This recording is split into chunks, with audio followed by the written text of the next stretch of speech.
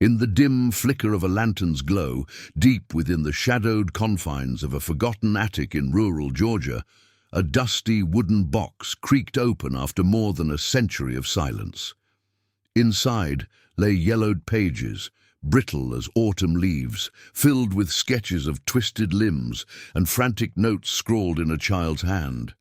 The handwriting was uneven, the drawings crude yet haunting, nerves mapped like hidden rivers beneath skin, pulsing with secrets no young mind should have uncovered. But this was no ordinary diary.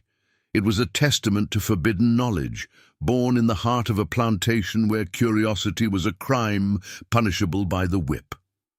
As the finder traced those lines, a chill settled in. This child's illegal pursuit had unraveled a mystery that reshaped medicine, yet it was buried under layers of enforced oblivion, a story the official histories had long erased. Before we go further, subscribe and hit that bell. Here, we unearth secrets buried by official history and give voice to what was silenced. The year was 1847, in the sweltering lowlands of a Georgia county, where cotton fields stretched like endless white seas under a merciless sun. Willow Bend Plantation loomed at the edge of those fields, its grand white columns a facade of southern elegance hiding rot within. Elias Hawthorne, the master of the estate, was a man of stern piety and sharper ambition. His Bible verses recited like commands over the breakfast table. His wife, Clara, moved through the house like a ghost in silk, her eyes often averted, as if guarding whispers she dared not voice. But it was the lives beneath their roof, the enslaved families who toiled from dawn's crack until the stars wheeled overhead, that formed the true backbone of Willow Bend. Among them was young Mira, a girl of no more than 10, born into chains she barely understood. Mishra's world was one of relentless labor, picking bowls until her small fingers bled, hauling water from the creek under the overseer's watchful gaze, and mending clothes by firelight when the day finally surrendered to night. Education was a sin in that place, forbidden by law and custom alike. To teach an enslaved child to read was to invite ruin, whippings, separations, or worse. Yet Mira possessed a spark that no decree could extinguish. It began innocently enough, with stolen glances at the world beyond the fields. She watched the birds arc through the sky, wondering at the invisible threads that guided their flight. She pressed her ear to the ground during rare moments of rest, listening to the earth's quiet hum. But it was the human body that truly captivated her, a puzzle pieced together from fragments. The way a worker's hand trembled after a harsh punishment, the sudden limp in an elder's step from years of bent-back toil. The first crack in the plantation's armored silence came one humid evening in the slave quarters. Mira was tasked with tending to old Amos, a grizzled man in his 50s who had collapsed in the fields that afternoon. The overseer, a brute named Harlan, had dragged him back like a sack of seed, muttering about laziness. As Mira applied a cool cloth to Amos's brow, he winced, his arm jerking unnaturally. "Nerves," he whispered, his voice a rasp honed by decades of swallowed pain. "They's like roots, child, twisted deep, I'm feeling every pull." It was the first time Mira heard the word, nerves, not as some vague ache, but as something alive, a network carrying signals from the soul to the skin. Amos's eyes, clouded with fever, held hers for a moment too long. "Don't you go asking about it," he warned. "Master's got his own ways with such things." Willow Bend was no ordinary plantation. Whispers among the enslaved hinted at darker undercurrents. Elias Hawthorne fancied himself a man of science, corresponding with physicians in Charleston and Atlanta under the guise of agricultural innovation. But those letters, hidden in his study, spoke of more. Experiments veiled as improvements to labor efficiency. Enslaved bodies were not just tools for cotton. They were canvases for his curiosities. Punishments were meted out with calculated precision. Public floggings designed to break not just flesh, but spirit. Families were torn apart under pretexts of debt or discipline. Children sold off like surplus crop. Mira's own mother, Lena, had vanished 2 years prior, taken away after a night of hushed arguments in the big house. Breeding stock. The women murmured in the washyard, their voices low as river stones. It was a program shrouded in euphemisms, pairings forced to bolster the workforce, ensuring the plantation's legacy endured. Clara Hawthorne oversaw much of it, her ledgers noting births and placements with cold detachment, as if tallying bolts of cloth. Mira's curiosity ignited that night with Amos. Sneaking into the tool shed after curfew, she found a discarded medical pamphlet, its pages dog-eared from the master's library. The illustrations were mesmerizing, diagrams of the body, veins and sinews branching like lightning. She traced them with a splinter of charcoal, her heart pounding at the illegality of it all. Why did the body betray its owners so? Why did pain linger like a shadow, even after the wound healed? These questions gnawed at her, pulling her deeper into the forbidden. She began observing the others covertly, the way a young man's fingers curled involuntarily after a correction from Harlan's strap, the persistent twitch in a woman's leg from endless hours chained to the loom. Patterns emerged, invisible to the overseers, but clear to her budding mind. These were not random afflictions, but echoes of a deeper system, nerves firing in protest against the unnatural bonds. As weeks turned to months, Mira's secret sketches multiplied, hidden beneath floorboards in the quarters. She confided in no one, not even her brother Jem, who was her shadow in the fields, but the plantation's web tightened.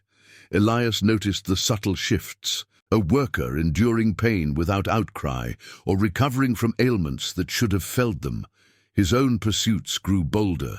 Late-night gatherings in the smokehouse, where he tested salves and incisions on the willing or unwilling under the cover of healing. Rumors spread like kudzu, packed with local elites to mask these trials, ensuring no record tainted the Hawthorne name. Communities nearby turned blind eyes, bound by shared profits and fear of reprisal. The county records, sparse as they were, glossed over disappearances with notations of runaways or natural causes. Mira's path crossed this shadow when Amos worsened. In the dead of night, she slipped to his pallet, her small hands probing the knots in his arm. "It's the nerves," she murmured, echoing his words. Gently, she massaged the tension, drawing from instincts sharpened by her hidden studies. Amos's eyes widened in the moonlight, filtering through cracks. "How?" But before he could finish, a cough racked him, and he slumped. By morning he was gone. Another death from exhaustion, the overseer declared, body buried unmarked in the pine grove. Mira felt the loss like a severed thread, her questions now laced with grief. What if her knowledge could have saved him? The silence of the quarters pressed in, heavy with unspoken accusations. Families huddled closer, their bonds frayed by the constant threat of separation. The weight of secrets too burdensome for young shoulders. Yet in that silence, Mira's resolve hardened. She vowed to understand the nerve's rebellion, to map the body's quiet resistance against the chains. Little did she know this illegal curiosity would unearth not just medical truths, but the plantation's buried horrors, pacts of power, forced lineages twisted by ambition, and silences that echoed through generations. The official histories would claim Hawthorne's innovations as his own, crediting distant scholars for breakthroughs in neural pathways. But the truth, like those attic pages, waited in the dark, persistent as roots seeking light. As descendants pieced together the fragments a century and a half later, the story of one enslaved child's defiance began to surface, a revelation as tardy as it was profound. The summer of 1848 draped Willow Bend in a haze of unrelenting heat. the air thick with the scent of blooming cotton and the faint metallic tang of sweat-soaked despair. Mira, now edging toward her 11th year, moved through her days like a shadow among shadows, her small frame bent under baskets heavier than her resolve. The plantation's rhythm had not softened since Amos's passing. If anything, the overseer's vigilance sharpened, his eyes scanning the fields for any sign of weakness, or worse, defiance. Harlan patrolled with a coiled whip at his belt, his commands barked like thunderclaps, ensuring the hands kept pace with the harvest's demands. But beneath the surface clamor, Mira's mind churned, a hidden current pulling her toward the forbidden. Her sketches had become a clandestine ritual, committed to stolen scraps of burlap or the undersides of floorboards in the quarters. By the dim glow of a rushlight, she rendered what she observed, the subtle arch of a spine after hours of stooped labor, the involuntary quiver in a child's lip during a hushed lullaby. These were not mere drawings, they were maps of endurance, tracing the nerves as she imagined them, delicate filaments stretched taut by the weight of chains, both seen and unseen. She had pieced together fragments from overheard conversations in the cookhouse, where women like her, Auntie Ruth, spoke in coded whispers of the master's tinkering. Ruth, with her calloused hands and eyes etched by loss, had lost 2 sons to the fields years before. Their accidents, noted curtly in the overseer's log, before their bodies were consigned to shallow graves. One sweltering afternoon, as thunderheads gathered on the horizon, Mira's path veered perilously close to discovery. Tasked with delivering fresh linens to the big house, she lingered in the corridor outside Elias Hawthorne's study, the door ajar just enough to catch snippets of his voice. He was speaking to a visitor, a lanky physician from Savannah whose name Mira didn't catch, their words laced with the authority of men who shaped fates without consequence. "The neural responses are remarkable," Elias said, his tone laced with a fervor that chilled her. "Under duress, they adapt, strengthen even. Imagine the applications for labor optimization." The physician chuckled. A low rumble that echoed like distant drums. Mira pressed against the wall, her heart hammering as they discussed specimens from the quarters, bodies tested with poultices and probes, all in the name of progress. Slipping away before they emerged, Mira retreated to the creek's edge that evening, where the water's murmur offered a fragile veil of privacy. She waded in up to her ankles, the coolness a brief mercy against the day's residue. There, she experimented on herself, pinching the skin of her forearm and watching the ripple of sensation travel upward, a silent signal racing along those invisible paths.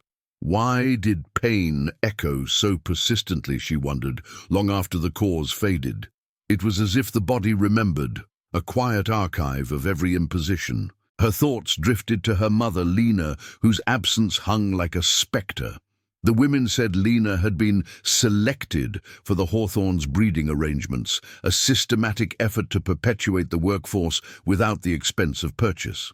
Pairings dictated by Clara's unyielding gaze, births recorded in private ledgers that never saw the light of county scrutiny. Mira's own existence was born of such a union, her father a faceless shadow lost to the fields or sold away.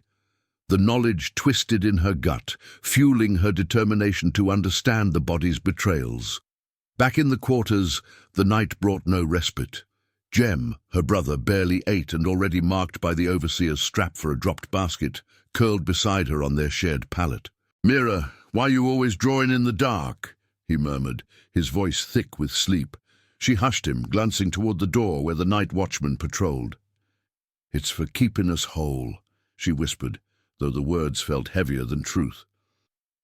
Jem's trust was a fragile thing, eroded by the plantation's cruelties, the way families were shuffled like cards, children wrenched from mothers under the pretext of better placements. The Hawthorns' pacts with neighboring elites ensured such practices remained veiled. Local magistrates turned phrases in their rulings, classifying separations as necessary reallocations, to evade the moral outrage that occasionally stirred in distant abolitionist circles.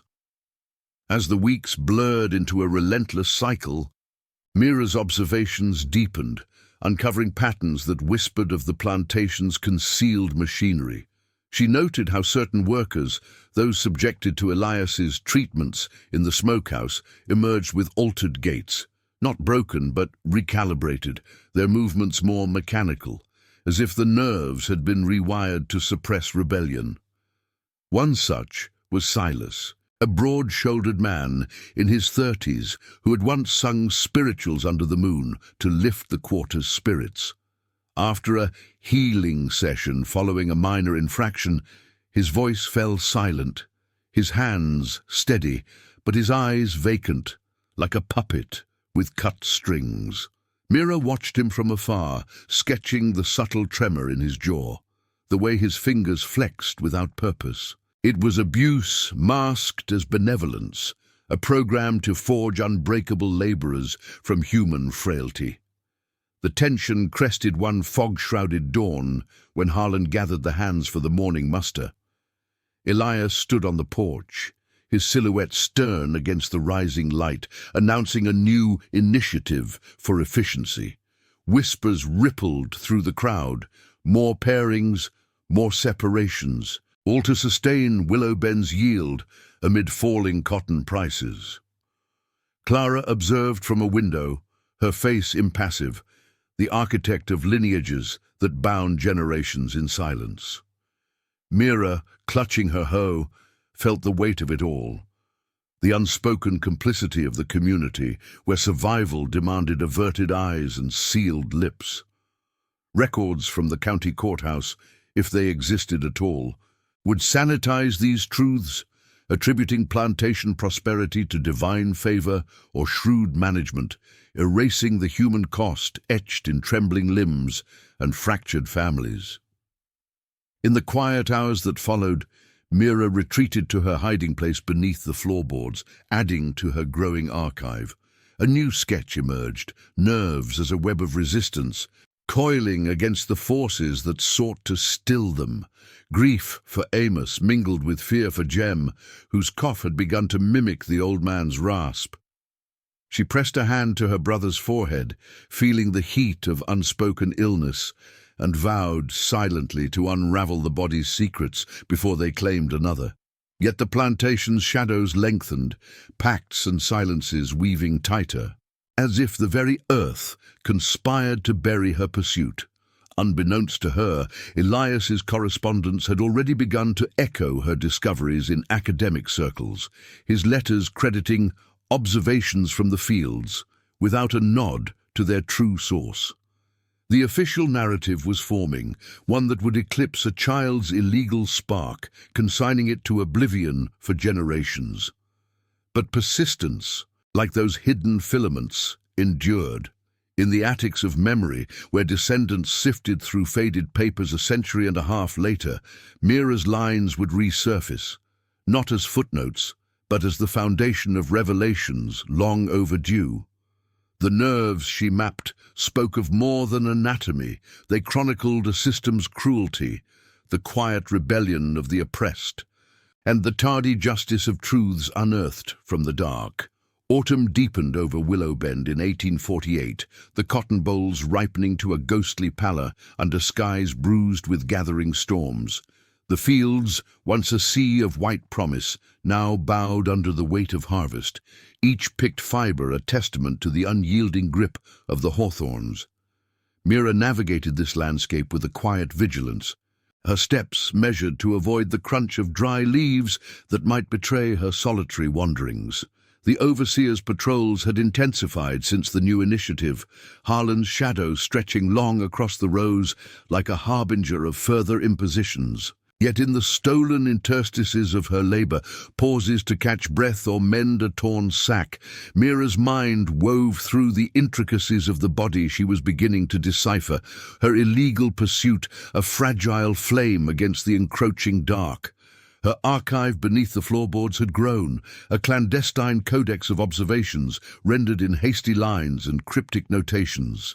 She had taken to pressing wild herbs against her skin at night, noting how their scents lingered on the nerve's pathways, evoking memories unbidden, the faint aroma of her mother's apron, lost to the breeding arrangements that haunted the quarters like a perpetual dusk.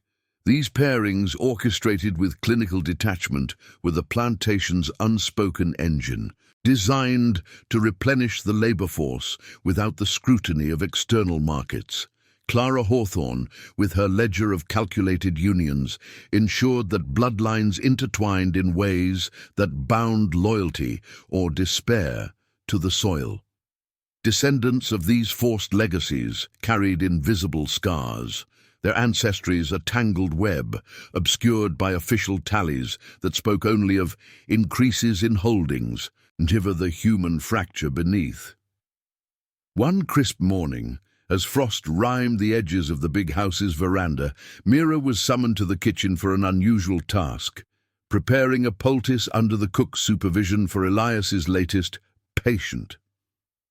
The air in the scullery hung heavy with the tang of vinegar and boiled roots, the women working in hushed efficiency. It was there, amid the steam, that Mira overheard fragments of a conversation that would etch deeper into her resolve. Auntie Ruth, her hands deftly chopping fibrous stems, leaned close to another elder, their voices threading like whispers through the clamor. "Heard the master talking about nerves again last night," Ruth murmured, her eyes flicking toward the door. "Says they can be trained like hounds. But it's the child's sketches he's stealing ideas from. Seen him in his study, hid behind the books." Mira froze, her knife hovering over a tuber, the words landing like stones in still water.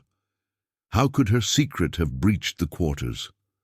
The thought coiled in her chest, a mix of betrayal and fear, as she realized the web of eyes, perhaps even among her own, watched closer than she knew. The revelation spurred Mira to bolder risks. That evening, under the guise of fetching kindling from the woodpile, she ventured near the smokehouse, where Elias conducted his veiled inquiries. The structure loomed at the plantation's fringe, its walls weathered planks that absorbed the night's chill. Peering through a knothole in the door, she witnessed a scene that blurred the line between healing and control. Silas, the once singing man, seated on a rough bench, his arm extended as Elias applied a heated probe with methodical care. No cries escaped Silas's lips. His face was a mask of enforced calm, the nerves evidently subdued by whatever elixirs preceded such sessions. "See how the pathways realign," Elias noted to an unseen assistant, his voice carrying the thrill of discovery. "Under sustained pressure, they yield efficiency, pain transmuted to purpose." Mira's breath caught, her sketches mirroring those pathways in unwitting parallel, a child's intuition brushing against the master's ambition. Retreating into the underbrush, Mira's hands trembled as she committed the memory to a fresh scrap of cloth, her charcoal strokes urgent. The body's resilience, she pondered, was no accident. It was a form of quiet defiance, nerves adapting not just to torment, but against it, forging circuits of survival amid the chains. This insight deepened her grief for those lost to the system. Families sundered by Clara's directives, children like Jem, who bore the marks of inherited frailty without comprehension. Jem's cough had worsened with the season's damp, his small frame racked by fits that echoed Amos's final hours. In the quarters, the women applied folk remedies passed in murmurs, but Mira sought more, experimenting with gentle pressures on his limbs to trace the offending threads. "Hold still," she urged one night, her fingers mapping the subtle pulses beneath his skin. Jem's trust in her was unwavering, a sibling bond forged in shared hardship, yet it underscored the isolation of her pursuit. No one else dared question the body's encoded protests. The plantation's silences, however, were fracturing under their own weight. Rumors circulated like autumn leaves in the wind. A neighboring estate had faced whispers of similar innovations, quashed by pacts among the elite. mutual assurances that county ledgers would reflect only prosperity, not the erased toll of human experimentation. Local attorneys, bound by shared blood and coin, drafted documents that veiled disappearances as voluntary departures or untimely ends, ensuring the Hawthorne legacy gleamed untarnished. Communities beyond Willow Bend, intertwined by trade and marriage, maintained a complicit hush, their own histories laced with parallel shadows. Yet persistence flickered in the enslaved narratives, oral threads woven into songs and stories that evaded the written record, preserving truths the powerful sought to enter. As November's chill seeped into the bones of the fields, a crisis precipitated Mira's closest brush with exposure.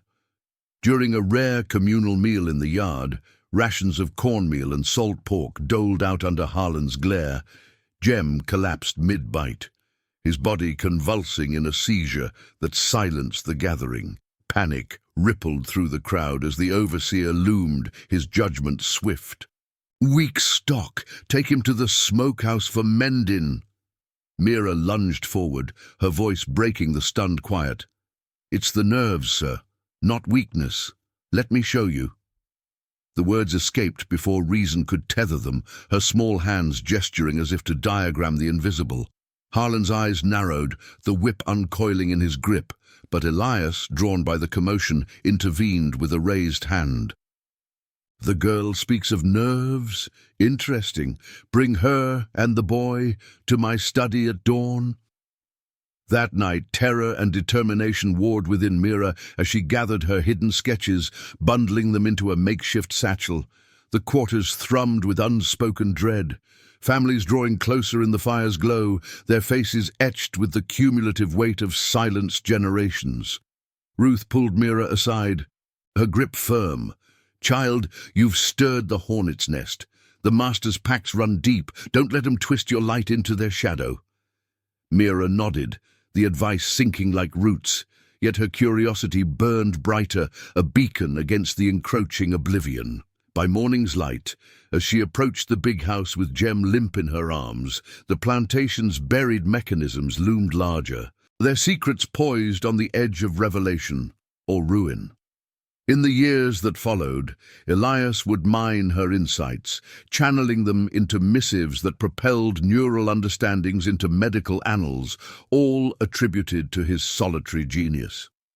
The official histories, penned in distant parlors, would credit such advances to enlightened Southern inquiry, erasing the enslaved spark that ignited them. But memory, tenacious as those mapped nerves, endured in fragments, whispers persisting through oral chains, awaiting the day descendants unearthed attic relics or tribunal scraps to voice the tardy truth.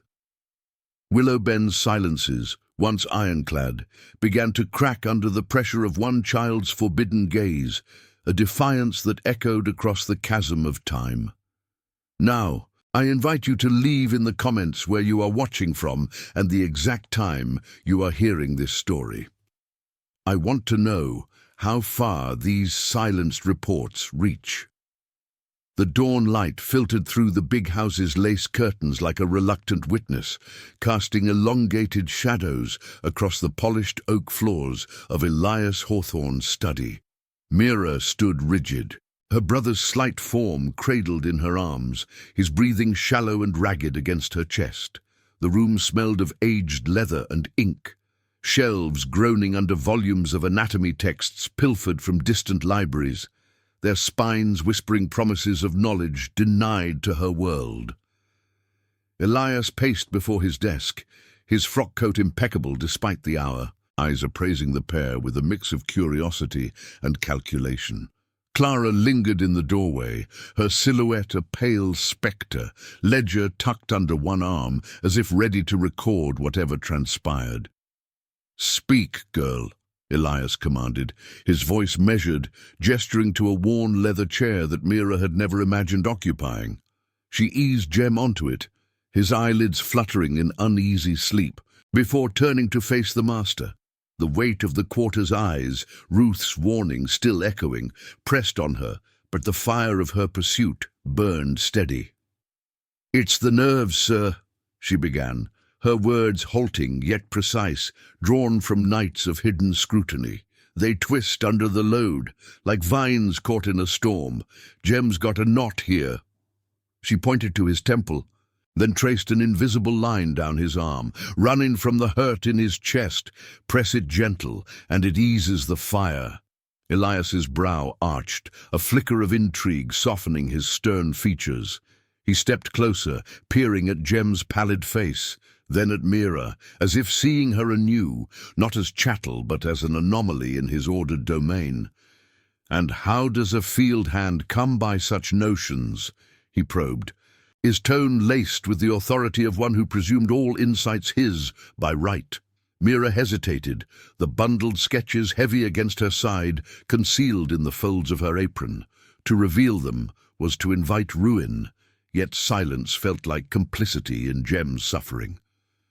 "From watchin', sir," she replied softly. "The body tells its own story when you listen.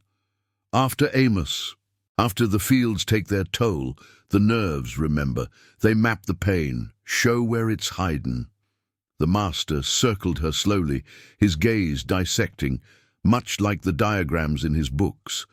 Willowben's undercurrents had always served his ambitions, the enslaved as unwitting subjects in his quest to refine the human machine for endless yield. His treatments in the smokehouse were but extensions of this, probes and salves to recalibrate responses, turning frailty into fortitude under duress.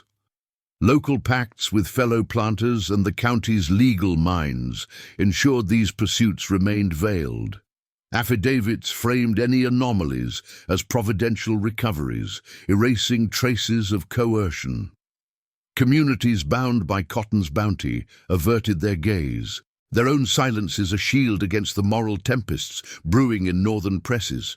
But Mira's words stirred something deeper, a raw intuition that paralleled his scholarly gleanings, untainted by the jargon of Charleston physicians. "Show me," Elias said at last, pulling a chair to face her. Mira's heart raced as she knelt, her small hands hovering over Jem's arm, demonstrating the pressure points with a tenderness born of desperation. "Here, the thread pulls tight from the cough. Loosen it, and breathe comes easier."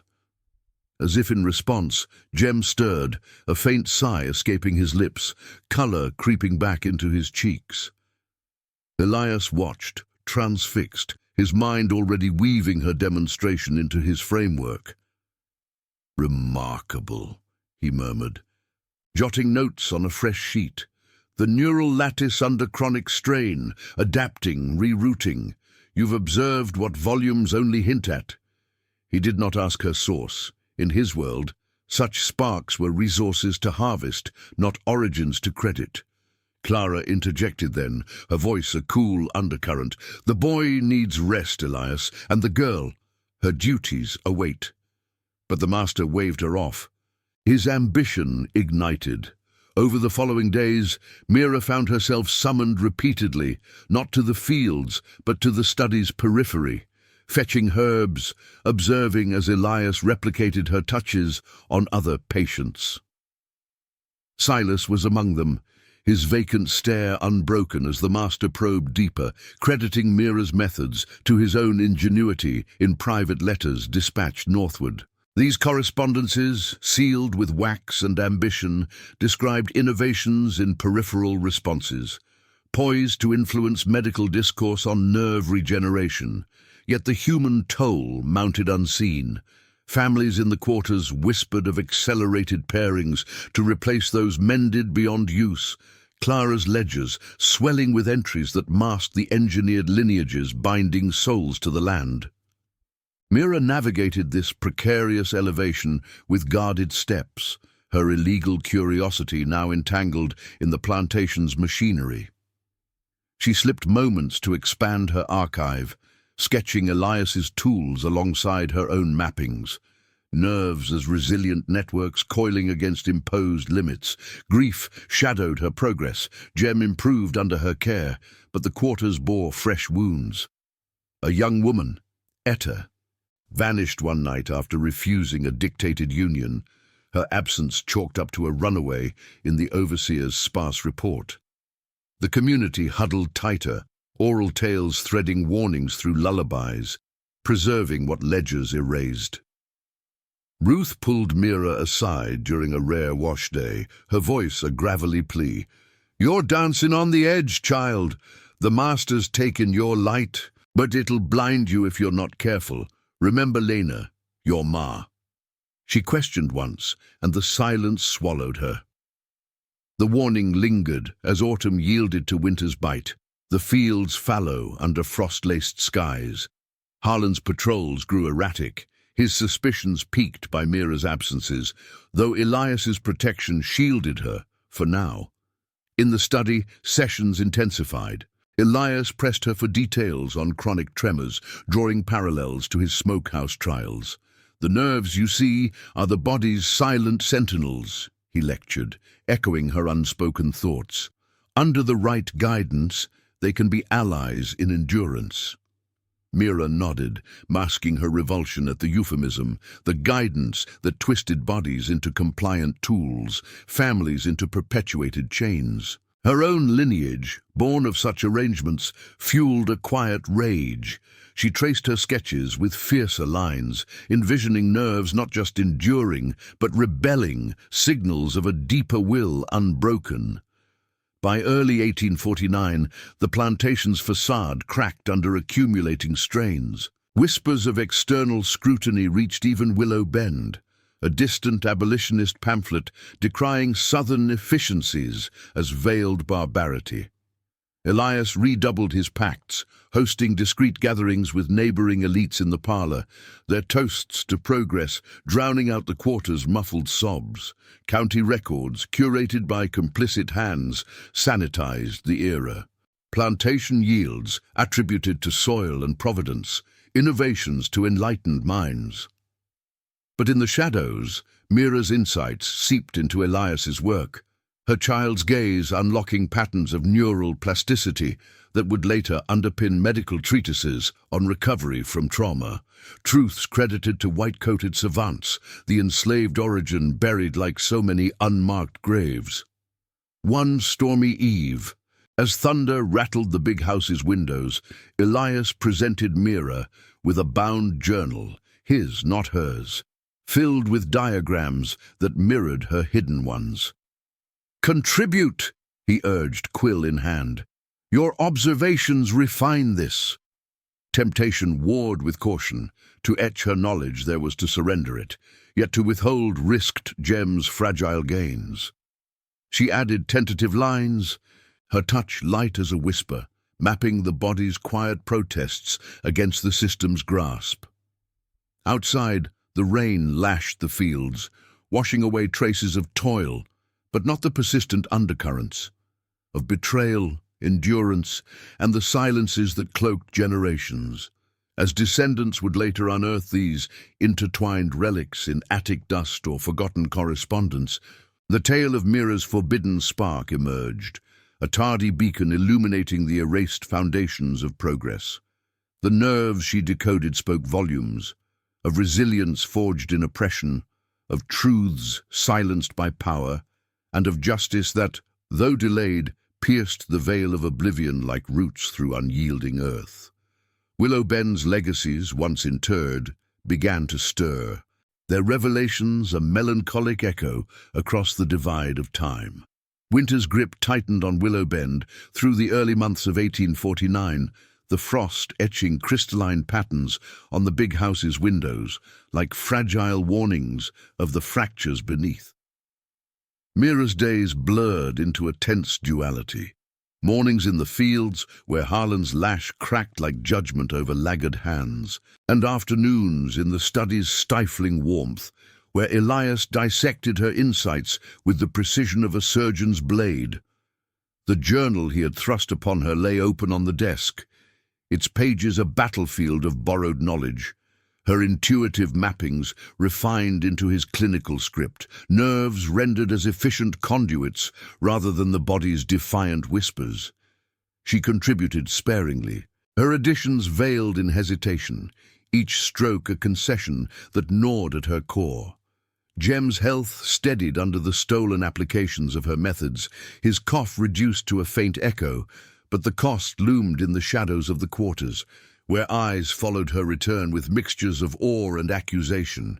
The plantation's rhythm pulsed with unspoken escalations. Clara's breeding arrangements intensified, pairings decreed in hushed consultations that echoed through the big house like decrees from on high.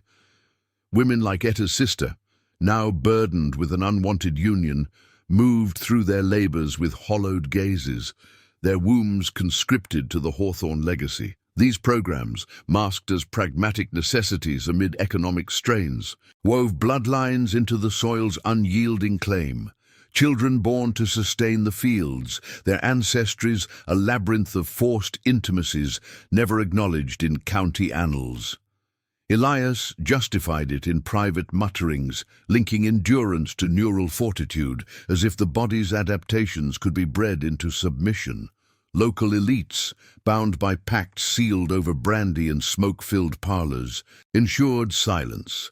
Attorneys reframed separations as reallocations for welfare, erasing the human fractures from ledgers that touted prosperity alone. Mira's entanglement deepened one leaden afternoon when Elias summoned her to witness a demonstration in the smokehouse.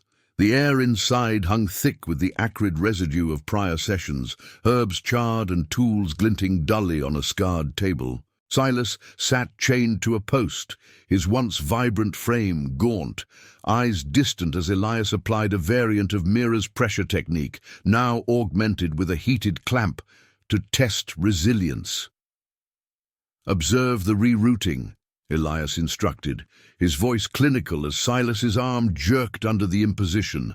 No outcry escaped. The man's nerves, conditioned through repeated impositions, transmitted signals, muted into compliance. Mira's stomach churned, recognizing the perversion of her observations. What she had seen as survival's quiet rebellion, Elias twisted into a blueprint for unbreakable toil. "Your mappings guide this," he added, almost absently, as if crediting a tool rather than a mind. She averted her gaze, the scene blurring with memories of Amos's final rasp. The way pain had etched permanent lines into his form. Retreating to the creek that evening, Mira waded into the shallows, the icy water a stark counterpoint to the study's suffocation. She traced her own nerves with trembling fingers, pinching to evoke the echo of sensation, pondering how they rebelled against the cumulative weight of labor, loss, and now complicity. Her mother's absence pressed heavier. Lena's selection had been the first thread in this web, a disappearance swallowed by the plantation's silences. Her fate perhaps one of those unmarked graves in the pine grove. Oral tales in the quarters painted similar portraits, women vanishing after refusals, their stories persisting in coded songs sung over wash vats, evading the erasure of official records. Mira's sketches, now partially surrendered, felt like betrayals, yet they sustained Jem, whose laughter had begun to flicker back during rare moments of play.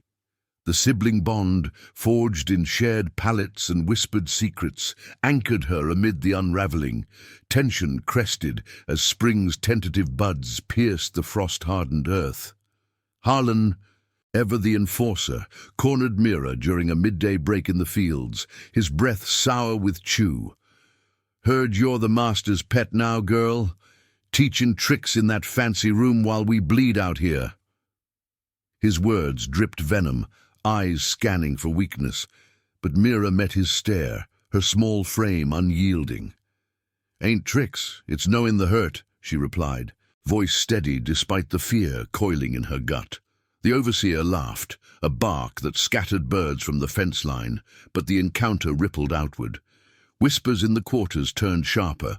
Ruth warned of growing resentment, families fractured by the perceived favoritism that spared Mira the lash, but isolated her from the collective endurance. One night, as thunder rumbled prelude to a downpour, graffiti appeared on the smokehouse wall, crude symbols of broken chains, etched with a field tool, a silent protest against the veiled abuses within.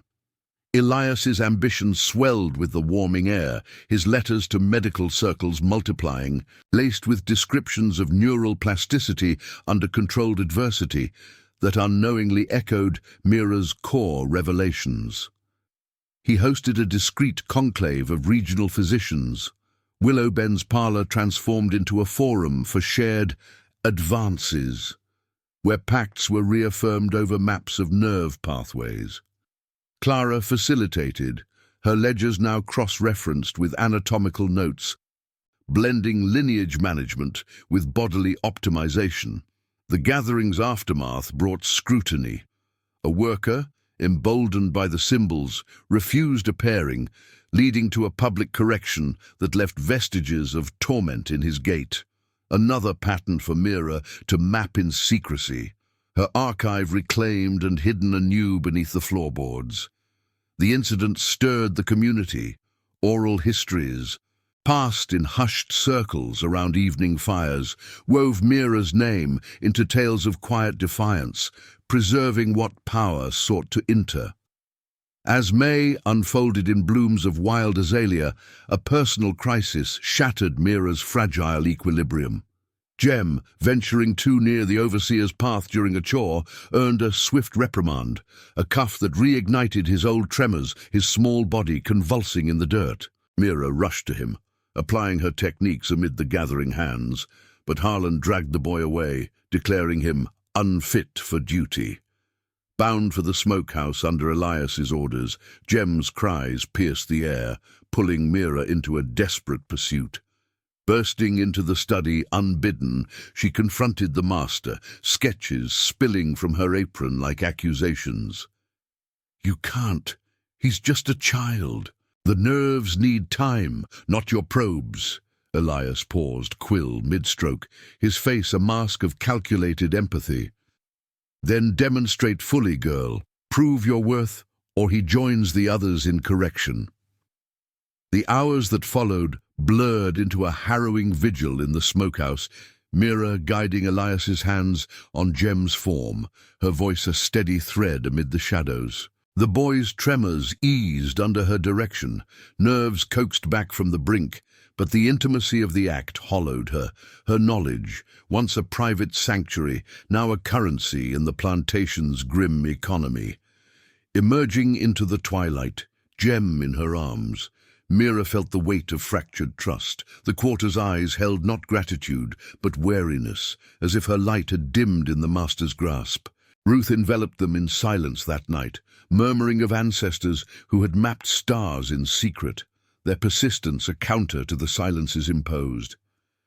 Yet in the quiet aftermath, Mira's resolve crystallized. She vowed to reclaim her pursuit, sketching by moonlight with renewed fervor. Nerves as emblems of unyielding spirit, coiling against the chains of ambition and erasure. Willowbend's buried horrors, the forced lineages, the experimental veils, the complicit pacts, loomed larger, their echoes destined to persist in oral chains and forgotten relics. Generations later, as descendants sifted through attic dust and yellowed missives, Mira's illegal spark would illuminate the obscured origins of neural science, a tardy unveiling of truths long consigned to the dark. The body's memories, like roots defying stone, endured, whispering of resilience and the melancholic justice of revelations delayed by the crush of history. The summer of 1849 unfurled over Willowbend like a shroud, the air heavy with the drone of cicadas and the pervasive rot of secrets festering in the heat. Mira's world had narrowed to a precarious thread, woven between the big house's demands and the quarter's mounting distrust. Her demonstrations in the smokehouse had spared Jem from deeper impositions, his small frame mending under her careful guidance, but the victory tasted of ash. Elias's journal swelled with her reluctant contributions, pages now dense with hybrid sketches, her intuitive lines sharpened into his precise annotations, nerves depicted as malleable pathways primed for control rather than the body's innate defiance. He pored over them in the study's lamplight, murmuring of applications that extended beyond the fields, salves for war-wounded soldiers, perhaps, or elixirs to steady the hands of labourers in distant mills. Yet Mira saw the truth etched in the hollowed cheeks of those patients, Silas's perpetual silence, the way Etta's sister clutched her belly during enforced rests, her eyes distant as if the nerves within carried echoes of unspoken violations. Clara's oversight grew more intrusive, her visits to the study laced with veiled assessments. She would linger by the door, ledger in hand, noting Mira's interactions with the precision of a tallyman counting yields. The breeding programs, once whispered shadows, now cast longer silhouettes. Announcements rippled through the quarters of new pairings, families reshuffled to optimize the workforce's vigor. One such decree fell on a young couple Mira knew from childhood play, siblings torn from their mother's side under the pretext of strengthening the line. The woman wept silently in the wash yard, her hands twisting linens until they tore, while the man stared at the horizon, his fists clenched against the invisible bonds tightening around them. These arrangements, sanctified by Clara's cold directives and Elias's neural rationales, ensured Willowben's endurance, bloodlines engineered to resist the very frailties they induced. County records, if consulted, would gloss over such mechanics, attributing population growth to natural bounty, the human fractures buried in euphemisms of progress. Mira's isolation deepened with each passing day. The quarters, once a fragile haven of shared glances and coded songs, now hummed with undercurrents of resentment. Harlan fueled it, his patrols weaving tales of the little healer who curried favor while others bore the lash. During evening gatherings around the fire, voices dropped when she approached, Ruth's protective arm around Jem, the only warmth amid the chill. "They fear what you touch, child," Ruth confided one dusk as they mended nets by the creek. "The masters burrow in your sight, but it's blind in the rest. Remember, the nerves don't just carry pain, they hold the stories we can't speak." Mira nodded, her fingers tracing patterns in the mud, sketching absent-mindedly the web of connections that linked them all, from Lena's vanished form to Jem's fragile recovery, a network silenced by fear and complicity. Emboldened by Elias's temporary shield, Mira risked expanding her private archive, slipping into the tool shed under moonless skies to reclaim scraps of paper from discarded ledgers. Her drawings evolved, no longer mere observations, but visions of resistance, nerves coiling like roots breaking stone, signals defying the probes that sought to still them. She experimented in secrecy on willing kin, gentle manipulations to ease Ruth's arthritic grip, forged from decades of loom work, or to soothe a child's fevered twitch after a day under Harlan's glare. These acts wove a quiet allegiance among a few, whispers of hope threading through the communal hush. Yet betrayal lurked close. One night, as she returned from the creek with Jem trailing, a shadow detached from the pines. Harlan, his face twisted in the torchlight. "Spying on the master's work, are you?" he growled, seizing her arm with bruising force. The struggle was brief. She twisted free, fleeing into the underbrush, heart pounding as his curses faded behind. The incident left bruises blooming like dark flowers, vestiges of the overseer's unchecked power. But it ignited a spark in the quarters, tales of Mira's evasion circulating like embers, fueling a tentative solidarity. Elias's pursuits reached a fevered pitch as harvest loomed, his correspondence with external scholars accelerating. Letters arrived from Atlanta, praising his pioneering observations on peripheral adaptations, unknowingly built on Mira's stolen insights. He confided fragments to her during sessions, his voice animated. The nerves, under sustained guidance, reveal plasticity undreamed of, recovery from what breaks lesser frames.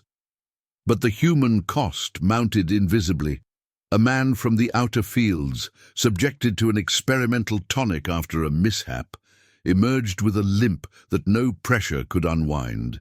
His family consigned to deeper labors to compensate. Clara documented it all, her entries cross-hatching births with treatments, a ledger of engineered endurance that masked the soul-deep toll. Local pacts held firm, planters convening in hidden groves to affirm mutual veils, attorneys drafting clauses that reframed anomalies as acts of God, ensuring Willow Bend's innovations tainted no reputations. The breaking point came in late July, amid a heat wave that withered the cotton's edges and frayed tempers to threads. Jem, venturing to the big house with a message from Ruth, stumbled upon Clara's private chamber, door ajar during her absence. Curiosity, that forbidden inheritance from Mira, drew him to a locked drawer. Prying it with a shard of metal, he unearthed letters, yellowed missives from Lena, Mira's mother, penned in halting script before her disappearance. They spoke of the breeding pacts in veiled pleas. The choices ain't ours, but the children pay. Nerves twisted before they're born. Jem, trembling, pocketed one, racing back to the quarters where Mira waited. Her hands shook as she read by rushlight, the words unlocking a flood of grief. Lena not fled but relocated to a distant holding after resisting a union, her fate a silence imposed by the hawthorn's web. The discovery shattered Mira's guarded equilibrium. Confronting Elias the next dawn, sketches clutched like weapons, she demanded truth. My ma, where's she? These nerves you map. They carry her pain too. The master's face hardened, but intrigue flickered. He revealed fragments admitting Lena's adjustment to another estate, her lineage preserved in Clara's designs. It was no confession, but a calculated lure, drawing Mira deeper into his fold with promises of reunion if her contributions proved invaluable. Betrayal stung like salt in wounds, yet it forged her resolve. The archive must endure, a testament beyond the plantation's grasp. As storms brewed on the horizon, Willow Bend teetered, its silences cracking under the weight of unearthed threads. Families' quiet persistence against the elite's complicit hush, nerves as archives of the oppressed. Generations later, as descendants pored over attic relics and faded correspondences in the quiet of modern archives, Mira's mappings resurfaced, illuminating the obscured roots of neural resilience. The tardy revelation pierced the veil, a melancholic echo of truths long interred, whispering of endurance's quiet triumph over history's enforced forgetfulness. If this story has gripped you already, leave a like. It helps Mira's story reach more people. The revelation of Lena's letters hung over Mira like a gathering storm, their fragile words a bridge across the chasm of years, connecting her hidden pursuits to the plantation's deepest wounds. In the dim hush of the quarters that night, she clutched the missive to her chest, Jem's small hand in hers as thunder rolled distant warnings across the Georgia lowlands. The ink, faded but defiant, spoke of choices stripped away, of nerves burdened before birth by the hawthorn's calculated designs, programs that wove souls into the cotton's endless cycle, ensuring the fields never faltered.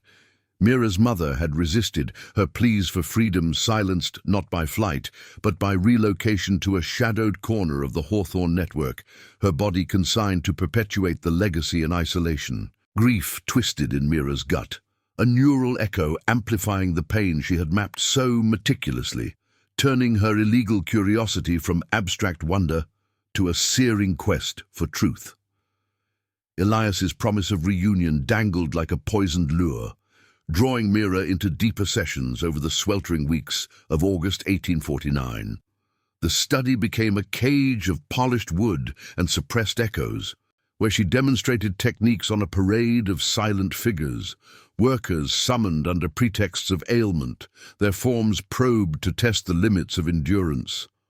One afternoon, as sunlight slanted through the blinds like accusing fingers, Elias unveiled a new apparatus, a contraption of wires and pulleys, inspired by her sketches, meant to simulate field strains on isolated limbs. "Your insights make this possible," he said, his eyes gleaming with the fervor of unchecked ambition, nerves rerouted under pressure. "Imagine the yield." Mira's hands guided the wires, easing tension in a young man's arm, marred by Harlan's corrections. But each adjustment felt like a fracture in her own resolve. The man's gaze met hers briefly, a flicker of shared understanding amid the enforced quiet, reminding her of the families splintered by Clara's ledgers, unions dictated to breed resilience, children inheriting invisible chains without the solace of knowing their origins. Outside, Willow Bend simmered under the heat's unrelenting press. Harlan's patrols thickened the air with suspicion, his whispers stoking divisions in the quarters. Some viewed Mira as a bridge to mercy, others as a tool sharpening the master's edge. Ruth became her anchor, pulling her aside during twilight chores by the creek where the water's murmur masked their words. "That light in you, child, don't let it bend to their shadows," the elder urged, her voice roughened by years of swallowed protests. "Lena's letters, their roots running deep, holding what the big house tries to uproot." Together, they pieced a plan in fragments. Mira would expand her archive, committing the full scope of her mappings to durable hides, hidden not just beneath floorboards, but in the pine grove's underbelly, where unmarked rests guarded other secrets. Jem, wide-eyed and recovering, aided in the burials, his small hands patting soil over the bundled truths, a ritual binding their sibling thread against the fraying communal fabric. Clara's presence loomed larger, her silk rustles a constant intrusion as she cross-checked Elias's notes against her own records of pairings and placements. One evening, as Mira returned from the smokehouse with sketches tucked away, Clara intercepted her in the corridor, her face a mask of detached scrutiny. "Your mother's path was necessary," she intoned, voice like chilled marble. "The lines must endure for the plantation's sake." It was no empathy, but a reminder of the pacts that bound elites in mutual silence. Neighboring estates sharing methods to mask their own programs. County officials phrasing reports to evade the growing abolitionist gaze from afar. Communities, intertwined by trade routes and whispered alliances, maintained the hush. Their histories sanitized in sparse ledgers that celebrated yields while omitting the human calculus beneath. Disappearances logged as efficiencies, neural advances, as divine ingenuity. The climax erupted in mid-September, as harvest fires dotted the fields like fallen stars.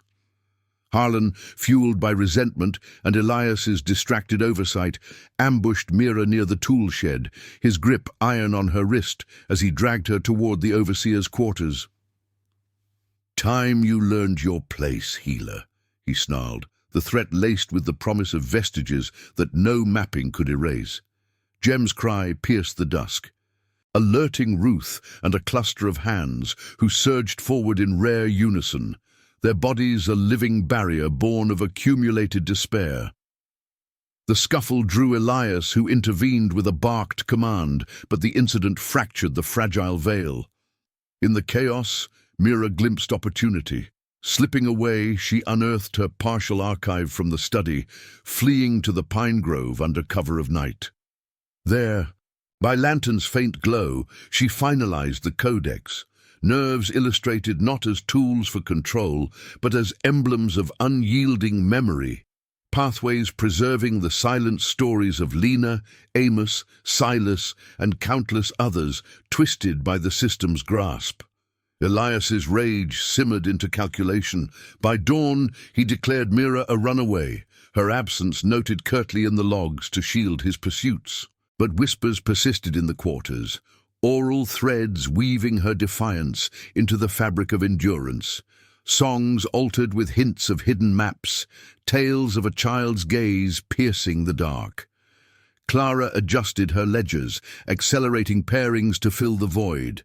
But the plantation's machinery stuttered, workers' subtle sabotages echoing Mira's quiet rebellion. Elias funneled the journal's contents into final dispatches, his discoveries rippling into medical circles as breakthroughs in neural adaptation, credited to solitary genius amid Southern innovation.